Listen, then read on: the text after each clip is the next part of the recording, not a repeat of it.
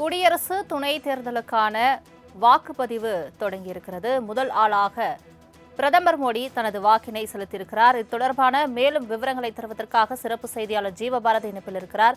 ஜீவபாரதி வணக்கம். தற்பொழுது நாட்டின் 15வது துணை குடியரசுத் தலைவர் தேர்தல் தற்பொழுது தொடங்கியிருக்கிறது. பிரதமர் மோடியும் தனது வாக்கை முதல் ஆளாக செலுத்தியிருக்கிறார். இந்த தேர்தல் எப்படி நடைபெற இருக்கிறது? முழு விவரங்கள். இந்திய நாட்டினுடைய துணை குடியரசுத் தலைவர் தேர்வு செய்வதற்கான தேர்தலானது அதுக்கான வாக்குப்பதிவானது தற்போது தொடங்கி இருக்கிறது. குறிப்பிட்டு கடந்த காலங்களில் மிக முக்கியமான பொறுப்புகளை வைத்த துணை குடியரசுத் தலைவர்கள் ராஜினாமா செய்யும் பட்சத்தில் குறிப்பிட்ட நாட்களுக்குள்ளாகவே தேர்தல் நடத்தப்பட்டு துணை குடியரசுத் தலைவர் யார் என்பதை தேர்வு செய்வதுதான் மிக முக்கியமான ஒரு பணியாக இருந்திருந்தது. அதன் ஒரு மிக முக்கியமான ஒரு பகுதியாக ஜெகதீப் தன்கருடைய ராஜினாமா தொடர்ச்சியாக இந்த தேர்தலானது அறிவிக்கப்பட்டிருந்தது. இன்றைய தினம் காலை 10 மணிக்கு தொடங்கி 5 மணி வரை நடைபெற இருக்கக்கூடிய இந்த தேர்தலில் மொத்தம் 782 எம்பிக்கள் அந்த வாக்களிக்க ஒரு தகுதி படைத்தவர்களாக இருக்கிறார்கள். அதில் தேசிய ஜனநாயக கூட்டணி பாஜக தலைமையிலான தேசிய சார்பாக கிட்டத்தட்ட 426 பேர் அவர்களுக்கு ஆதரவாகவும், அதே போல இந்தியா கூட்டணியின் சார்பாக காங்கிரஸ் கட்சி, திமுக, அதே போல சமாஜ்வாடி கட்சி உள்ளிட்ட பல்வேறு கட்சிகள் இணைந்த இந்தியா கூட்டணி சார்பாக 313 எம்பிக்கள் வாக்களிக்க இருக்கிறார்கள். தேசிய ஜனநாயக கூட்டணி சார்பாக தமிழகத்தை சார்ந்த மகாராஷ்டிராவினுடைய ஆளுநராக இருந்த சிபி ராதாகிருஷ்ணன் தற்போது களமிறக்கிறார். அதே போல இந்தியா கூட்டணியின் சார்பாக முன்னாள் நீதிபதி சுதர்சன் ரெட்டி களமிறக்கப்பட்டிருக்கிறார். தொடர்ச்சியாக காலை 10 மணிக்கு தொடங்க இருக்கக்கூடிய இந்த தேர்தலில் முதல் நபராக இந்திய நாட்டினுடைய பிரதமர் நரேந்திர மோடி அவர்கள் தன்னுடைய வாக்குகளை அதன் பிறகாக ஒவ்வொரு எம்பிக்களாக தொடர்ச்சியான தங்களுடைய வாக்குகளை செலுத்த இருக்கிறார்கள். சரிசமமாக, அதாவது 782 பேர் தேர்தலில் வாக்களிக்கிறாங்க அப்படிங்கும் போது சரிசமமாக 394 உறுப்பினர்கள் அந்த ஆதரவை பெறக்கூடியவர்கள் அடுத்த குடியரசு துணைத் தலைவராக தேர்வு செய்யப்படுவார் அப்படிங்கிறது பார்க்க வேண்டியதாக இருக்கிறது.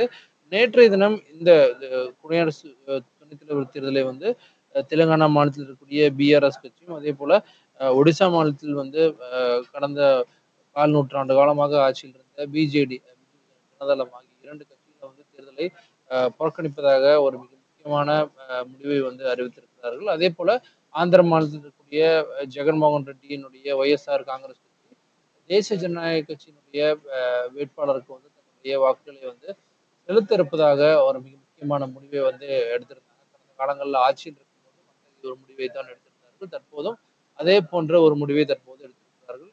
குறிப்பிட்டு ஒவ்வொருவராக வாக்களிப்பார்கள். இந்த வாக்களிக்கக்கூடிய அந்த முறையானது அந்த வாக்குச்சீட்டு முறையாகத்தான் பயன்படுத்தப்படும் அப்படிங்கிறதையும் நம்ம குறிப்பிட்டு பார்க்க வேண்டியதா இருக்கிறது. இந்த முடிவுகளானது இன்று மாலை 6 மணிக்குள்ளாகவே யார் குடியரசு துணைத் தலைவராக தேர்வு செய்யப்பட இருக்கிறார் அப்படிங்கிறது தெரிய வரும். 5 மணிக்கு அந்த வாக்களிக்கூடிய விஷயங்கள் நடந்ததாக அடுத்ததாக அந்த வாக்கு எண்ணிக்கையானது நடைபெறும்.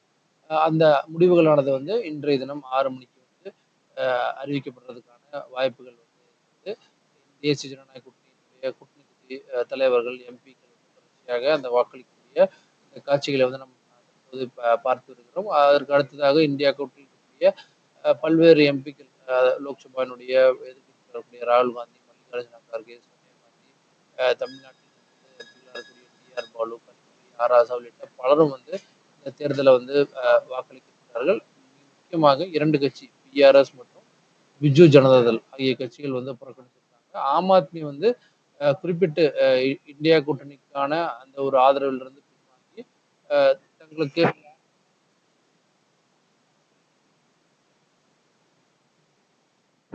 ஒரு வாக்குப்பதிவு முடிவை எடுத்திருக்கிறார்கள். இந்த முடிவுகள் வரும் பட்சத்தில் அடுத்தடுத்த நாட்களில் குறிப்பிட்டு யார் இந்த குடியரசு துணைத் தலைவர் தேர்தலில் தேர்வு செய்யப்படுகிறார்களோ மிக முக்கியமான அடுத்த கட்ட வாக்குப்பதிவானது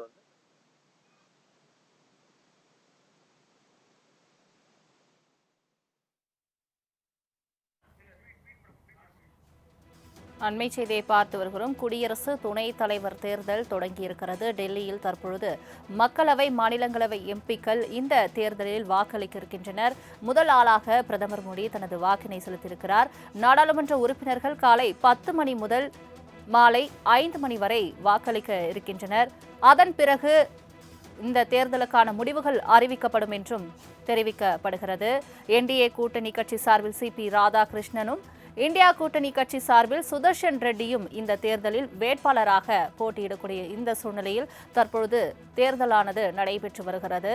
நாட்டின் 15வது குடியரசு துணைத் தலைவர் தேர்தல் தற்பொழுது தொடங்கி நடைபெற்று வருகிறது. நாடாளுமன்ற உறுப்பினர்கள் தங்களது வாக்கினை ஒவ்வொருவராக செலுத்தி வருகின்றனர். அது தொடர்பான நேரலை காட்சிகளை நாம் பார்த்து வருகிறோம். மாலை 5 மணி வரை இந்த தேர்தல் நடைபெற இருக்கிறது. பிரதமர் மோடி முதல் ஆளாக தனது வாக்கினை பதிவு செய்திருக்கிறார். அதனைத் தொடர்ந்து மக்களவை, மாநிலங்களவை எம்பிக்கள் ஒவ்வொருவராக தங்களது வாக்கினை பதிவு செய்து வருகிறார்கள். இது தொடர்பான மேலும் தகவலை தொடர்ந்து சிறப்பு செய்தியாளர் ஜீவபாரதியிடம் கேட்கலாம். ஜீவபாரதி, வணக்கம். தற்பொழுது குடியரசு துணைத் தலைவர் தேர்தல் தொடங்கி நடைபெற்று வருகிறது. குறிப்பாக மக்களவை, மாநிலங்களவை எம்பிக்கள் இந்த தேர்தலில் வாக்களிக்க இருக்கின்றனர். இந்த நிலையில் தெலுங்கானாவை பொறுத்தவரை பிஜேடி கட்சியை தொடர்ந்து பிஆர்எஸ் கட்சியும் தேர்தலை புறக்கணிக்க இருப்பதாகவும், விவசாயிகளை மத்தியில் ஆளும் பாஜக கட்சியும், மாநிலங்களை ஆளும் காங்கிரஸ் கட்சியும் புறக்கணிப்பதாக, அதனால் இந்த தேர்தலில் நாங்கள் புறக்கணிக்கிறோம் என்றும் தெலுங்கானா முன்னாள் முதல்வர் சந்திரசேகர் ராவ் தெரிவித்திருக்கிறார். இந்த புறக்கணிப்பினால் எம்பிக்கள் எந்த அளவுக்கு வாக்குப்பதிவு நடைபெற இருக்கிறது? நீங்க குறிப்பிட்டதை போலவே 17வது குடியரசு துணைத் தலைவர் தேர்தலானது தற்போது தொடங்கி நடைபெற்று வருகிறது. தேசிய ஜனநாயக கூட்டணியின் சார்பாக சிபி ராதாகிருஷ்ணனும், இந்தியா கூட்டணியின் சார்பாக சுதர்சன் ரெட்டியும் களமிறக்கப்பட்டிருக்கிறார்கள். 3 கட்சிகள் இந்த குடியரசு துணைத் தலைவர் தேர்தலை புறக்கணித்திருக்கிறார்கள். குறிப்பிட்டு தெலுங்கானாவை சார்ந்த பிஆர்எஸ், அதே போல ஒடிசாவை சார்ந்த பிஜேடி, அதே போல பஞ்சாப் மாநிலத்தில் இருக்கக்கூடிய இஸ்லாமி அகலிதழ் ஆகிய 3 கட்சிகள் புறக்கணித்திருக்கிறார்கள்.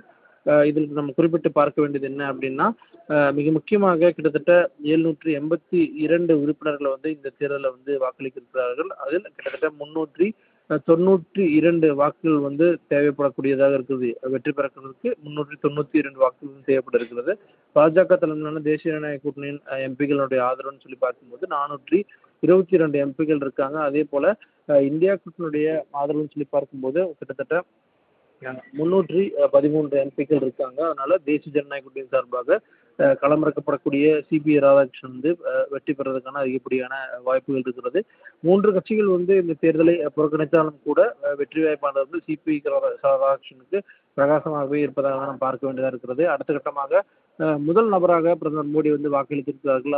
அதற்கு அடுத்ததாக மூத்த எம்பிக்கள், குறிப்பிட்டு காங்கிரஸ் கட்சியிலிருந்து பல்வேறு மூத்த எம்பிக்கள் சோனியா காந்தி, மல்லிகார்ஜுன கார்கே, ராகுல் காந்தி உள்ளிட்ட பலரும் தங்களுடைய வாக்களை செலுத்திட்டு வராங்க. அதே போல பிஜேபியில் இருக்கக்கூடிய கூட்டணி கட்சி தலைவர்கள் பலரும் தங்களுடைய வாக்குகளை செலுத்திட்டு வரக்கூடிய அந்த காட்சிகளை தற்போது நாம் பார்த்து வருகிறோம். இந்த வாக்குகளானது முழுக்க முழுக்க அந்த வாக்கு சீட்டு முறையாகத்தான் இந்த இந்த மிக முக்கியமான இந்த வாக்குப்பதிவானது நடைபெற்று வருகிறது. பிரதிநிதித்துவ அடிப்படையில் இறுதியாக அந்த வாக்கினுடைய எண்ணிக்கை முடிவுகள் இருக்கும் அப்படிங்கிறத நம்ம பார்க்க வேண்டியதாக இருக்கிறது. இன்று மாலை 5 மணி வரைக்கும் நடைபெறக்கூடிய இந்த வாக்குப்பதிவானது அடுத்த கட்டமாக எண்ணப்பட்டு 6 மணி அளவில் யார் எவ்வளவு வாக்குகளை பெற்றிருக்கிறார்கள் அப்படிங்கிற அந்த அறிவிப்பானது அடுத்தடுத்த கட்டத்தில் அறிவிக்கப்படுறதுக்கான வாய்ப்புகள் இருக்கிறது. அதன் தொடர்ச்சியாக இந்திய நாட்டினுடைய 14வது துணை குடியரசுத் தலைவருடைய இந்த பதவியேற்பு நிகழ்வுகள் அடுத்தடுத்த வாரங்களில் நடைபெறக்கூடிய ஒரு மிக முக்கியமான வாய்ப்புகள் இருக்கிறது. அடுத்ததாக இந்த மிக முக்கியமான தேர்தலில் இந்தியா கூட்டணி சார்பாக பலரும் பலருடைய பெயர்கள் அடிபட்ட நிலையில இறுதியாக சுதர்சன் ரெட்டிக்கு அந்த அந்த அந்த வாய்ப்பானது வழங்கப்பட்டிருந்தது. குறிப்பிட்டு ஆந்திரா, தெலுங்கானா மாநிலத்தில் இருக்கக்கூடிய பாஜகவினுடைய கூட்டணி கட்சிகள் எத்தகைய முடிவுகளை எடுப்பார்கள் அப்படிங்கிறது தான் இதன் மூலமாக மிகப்பெரிய ஒரு மிக முக்கியமான கேள்வியாக எழுந்திருந்தது. இருந்த போதிலும் கூட தேசிய ஜனநாயக கூட்டணியுடைய வேட்பாளரை நாங்கள் முழுமையாக ஆதரிக்கிறோம், எங்களுடைய ஆதரவு அவர்களுக்கு தான் அப்படிங்கிற அந்த ஒரு தெளிவை அங்க இருக்கக்கூடிய டிடிபி தெலுங்கானா தெலுங்கு தேச பார்ட்டி சொல்லியிருந்தாங்க. அதே போல ஒய்எஸ்ஆர் காங்கிரஸ் கட்சி இந்த முறை பாஜகவுக்கு தங்களுடைய ஆதரவு தொடரும். கடந்த காலங்களில் ஆட்சியில் இருக்கும் போதும் பாஜகவினுடைய பல்வேறு திட்டங்கள், பல்வேறு மசோதாக்களை ஆதரித்து வாக்களித்து வந்த நிலையில தற்போதும் அதே போலான ஒரு ஆதரவு நிலைப்பாட்டை அவர்கள் எடுத்திருக்காங்க. தெலுங்கானா மாநிலத்தினுடைய அந்த பிஆர்எஸ் கட்சி புறக்கணிக்கிறது. அதே போல பிஜேடி ஒடிசா மாநிலத்தில் இருக்கக்கூடிய பிஜேடி கட்சி வந்து இந்த தேர்தலை புறக்கணிக்கிறது. கடந்த காலங்களில் பாஜகனுடைய பல்வேறு திட்டங்கள் மசோதாக்களுக்கு வந்து தொடர்ச்சியாக பிஜேடி வந்து தன்னுடைய ஆதரவு வந்து வழங்கியிருந்தாங்க. பஞ்சாப் மாநிலத்தில் இருக்கக்கூடிய பஞ்சாப் அகாலிதளம் வந்து இந்த தேர்தலை புறக்கணிப்பதாக அறிவித்திருக்கிறார்கள். குறிப்பிட்டு பாஜக தேசிய ஜனநாயக கூட்டணியினுடைய அதிகப்படியான எம்பிக்கள் ஆதரவு பெற்று சிபி ராதாகிருஷ்ணன் வந்து வெற்றி பெறதுக்கு தான் அதிகப்படியான வாய்ப்புகள் இருக்கும் அப்படிங்கிறத இந்த நேரத்தில் நம்ம குறிப்பிட்டு பார்க்க வேண்டியதாக இருக்கிறது. இந்த வாக்கு பதிவு முடிந்ததுக்கு பிறகு மாலை 6 மணிக்குள்ளாகவே வந்து இந்த தேர்தலில் யார் வெற்றி பெற்றிருக்கிறார்கள் அப்படிங்கிற அந்த ஒரு அறிவிப்பை தேர்தல் ஆணையம் வந்து வெளியிடும். கட்சி கூட்டணிக்கும் எதிர்க்கட்சிகளுக்கும் இடையேயான இந்த தேர்தலில் தேசிய அளவில் அரசியலில் எவ்வளவு தாக்கம் ஏற்படுத்தக்கூடும் என்று எதிர்பார்க்கலாம்? இதில் வந்து வேட்பாளர் தேர்விலேயே வந்து நம்ம குறிப்பிட்டு பார்க்க வேண்டியதா இருக்கிறது. தேசிய ஜனநாயக கூட்டணி சார்பாக பாஜக தன்னுடைய மூத்த உறுப்பினரான சிபி ராதாகிருஷ்ணன் வந்து தேர்வு செஞ்சிருக்காங்க. தமிழ்நாட்டை சார்ந்தவர். அதே போல மகாராஷ்டிரா, சத்தீஸ்கர் உள்ளிட்ட மாநிலங்களில் வந்து மிக முக்கியமான ஆளுநர் பொறுப்புல வந்து இருந்திருந்தாரு. தமிழ்நாட்டில் கடந்த காலங்களில் தொடர்ச்சியாக தேர்தல்கள் வந்து போட்டிட்டு இருக்காரு. பாஜகவினுடைய மிக முக்கியமான முகமா இருந்திருக்காரு. ஆர்எஸ்எஸ் அந்த ஒரு மிக முக்கியமான அமைப்பை சார்ந்தவராக இருக்காரு. அப்படிங்கும்போது இவர் தேர்வு செய்யும் பட்சத்தில் தங்களுக்கு அடுத்த ஆண்டு வரக்கூடிய தேர்தல், தமிழ்நாட்டுடைய தேர்தல் மனதில் வைத்து இந்த ஒரு மிக முக்கியமான முடிவை வந்து பாஜக வந்து எடுத்திருக்காங்க. இருந்த போதிலும் கூட தற்போது தமிழ்நாட்டை ஆண்டு வரக்கூடிய திமுக அவர் வந்து தமிழ்நாட்டை சேர்ந்தவராக இருந்தாலும் தமிழ்நாட்டிற்கு என்ன செய்திருக்கிறார், அவருடைய முன்னெடுப்புகள் என்ன அப்படிங்கிற பல்வேறு கேள்விகளை வந்து தொடர்ச்சியாக எழுப்பிட்டு வராங்க. இந்தியா கூட்டணி சார்பாக களமிறக்கப்படக்கூடிய சுதர்சன் ரெட்டிக்கு தான் தங்களுடைய மிக முக்கியமான ஆதரவு அப்படிங்கிற அந்த விஷயத்தை தெளிவுபடுத்தியிருக்காங்க. அதே போல இந்தியா கூட்டணியின் சார்பாக தெலுங்கானா மாநிலத்தில் இருக்கக்கூடிய முன்னாள் உச்சநீதிமன்ற நீதிபதி சுதர்சன் ரெட்டி வந்து களமிறக்கப்பட்டிருந்தார். பலருடைய பெயர்கள் வந்து முன்பு வந்து சொல்லப்பட்டிருந்த நிலையில இருந்த போதிலும் கூட இறுதியாக சுதர்சன் ரெட்டி வந்து வேட்பாளராக அறிவிக்கப்பட்டிருக்கிறார். தொடர்ச்சியாக தங்களுக்கு ஆதரவாக இருக்கக்கூடிய பல்வேறு மாநிலங்களில் தனக்கான அந்த ஒரு பிரச்சாரத்தை வந்து முன்னெடுத்திருந்தார் திரு சுதர்சன் ரெட்டி.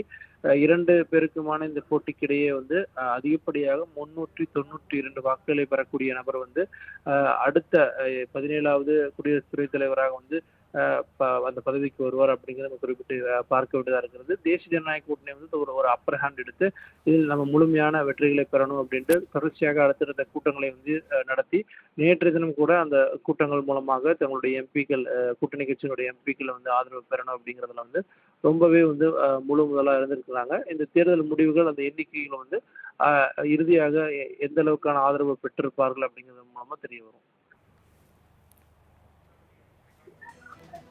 ஜீவபாரதி, மொத்தம் 782 உறுப்பினர்கள் இன்று வாக்களிக்க உள்ள நிலையில் எத்தனை கட்டமாக இந்த வாக்குப்பதிவு நடைபெற இருக்கிறது?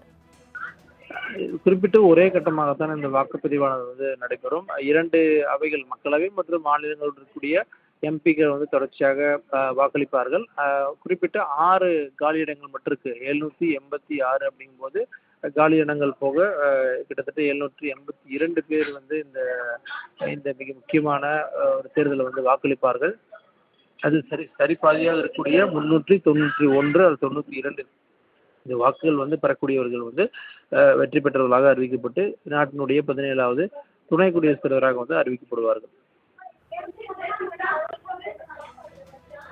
தங்களின் முழு விவரங்களுக்கு நன்றி ஜீவபாரதி.